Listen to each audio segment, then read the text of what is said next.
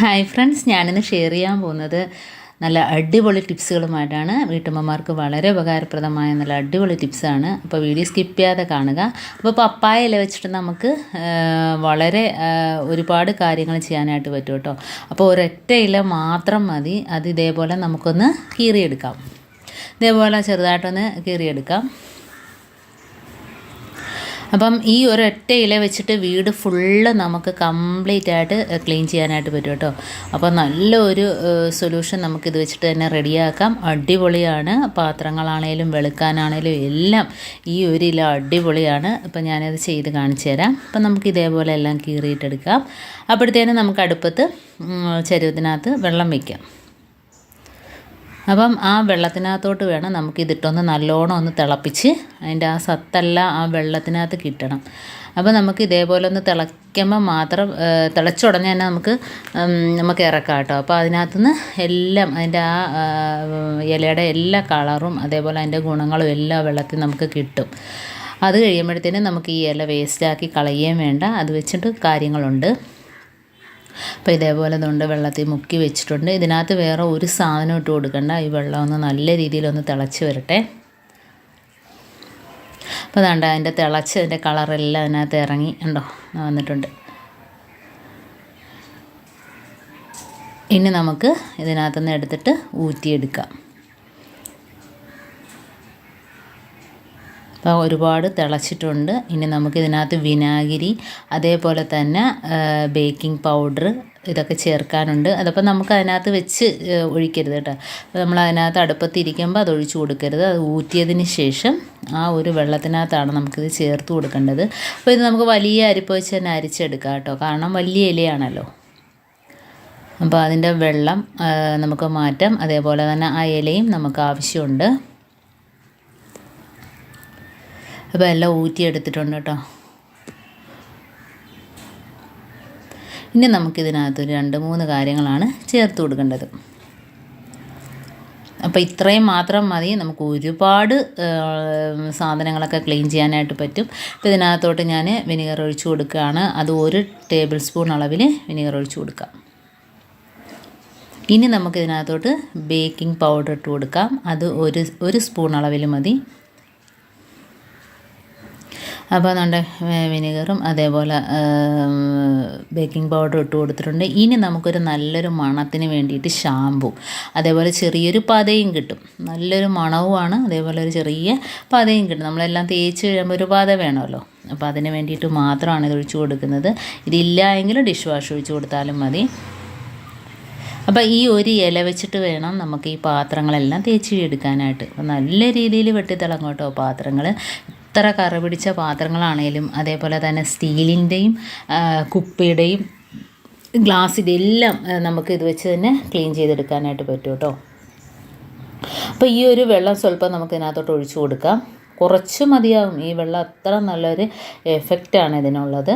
അപ്പോൾ അതുകൊണ്ട് ഈ ഇല വെച്ചിട്ട് തന്നെ നമുക്ക് ഇതിനകം ഫുള്ള് തേച്ച് കൊടുക്കാം കേട്ടോ. അപ്പോൾ നമുക്ക് കണ്ടോ കാണുമ്പം തന്നെ അറിയാം വെട്ടിത്തിളങ്ങും പാത്രങ്ങൾ.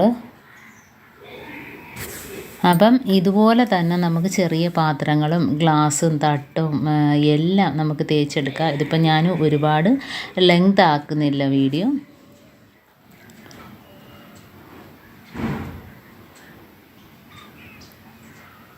വളരെ പെട്ടെന്ന് തന്നെ നമുക്ക് ചെയ്തെടുക്കാം കേട്ടോ.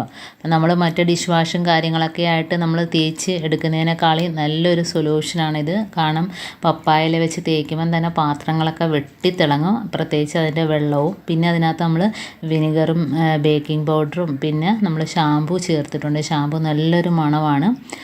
അതേപോലെ തന്നെ ഷാമ്പുവിന് ചെറിയ പതയും കൂടെ ഉള്ളതുകൊണ്ട് ഇത്രയും മാത്രം മതിയാകും. അപ്പോൾ ഷാമ്പു ഇല്ലായെങ്കിൽ അത് ഒഴിവാക്കാം. കുറച്ച് ഡിഷ് വാഷൊക്കെ ഒഴിച്ചു കൊടുക്കുക ഒരു പത വേണമെങ്കിൽ. അതല്ലെങ്കിൽ അതില്ലാതെ തന്നെ തേക്കാം കേട്ടോ. അപ്പോൾ നമുക്ക് അത് തേച്ച് ശീലമുള്ളത് കൊണ്ട് ചെറുതായിട്ട് ഇതൊന്ന് ഒഴിച്ചു കൊടുത്തതേ ഉള്ളൂ.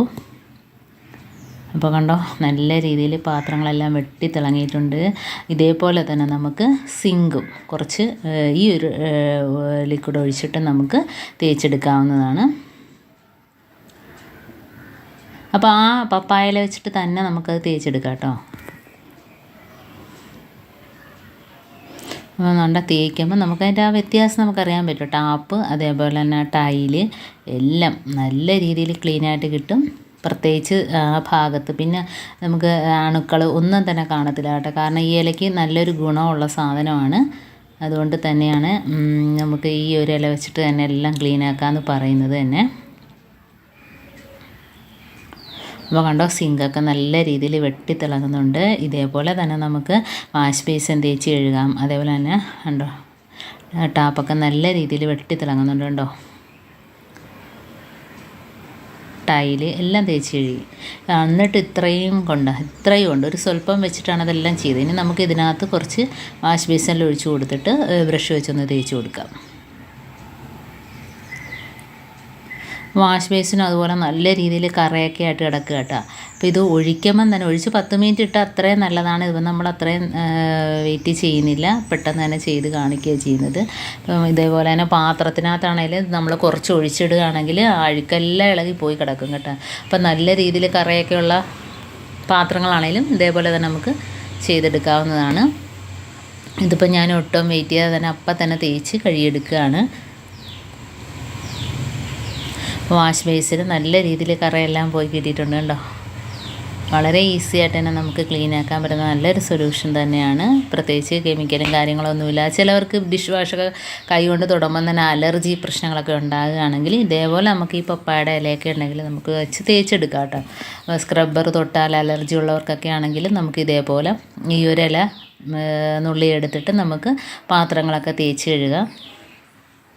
അപ്പോൾ അതുകൊണ്ട് വാഷ് ബേസിന് നല്ല രീതിയിൽ എടുത്ത് ഇട്ടിട്ടുണ്ട്. ഇനി നമ്മുടെ ഇതേപോലെ ക്ലോസറ്റിനകത്ത് കുറച്ച് രാത്രി ഒഴിച്ചിട്ടിട്ട് രാവിലെ ഒന്ന് ഫ്ലഷ് അടിച്ചാൽ മാത്രം അതിനകത്ത് കറയെല്ലാം പോയി കിട്ടും കേട്ടോ.